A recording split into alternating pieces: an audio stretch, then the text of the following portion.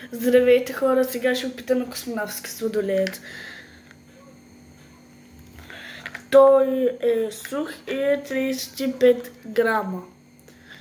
Има един, който е 16 грама, но го нямаше. Ето. И така, сега го хваляме.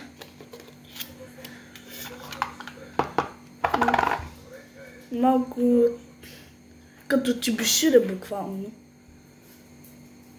С едно ресурсно дъскател. И да, сега го пробваме.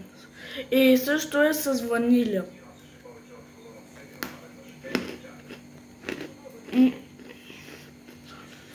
Вкусно е. На мен по принцип ми харесва. Як е. Също е отвътре. Як е. Ако искате да видите друго клипче с други видове суши сладоледи за космонавти, пишете в коментарите и ще ги видя, и ако искате ще направя такова клипче. Айде, чао!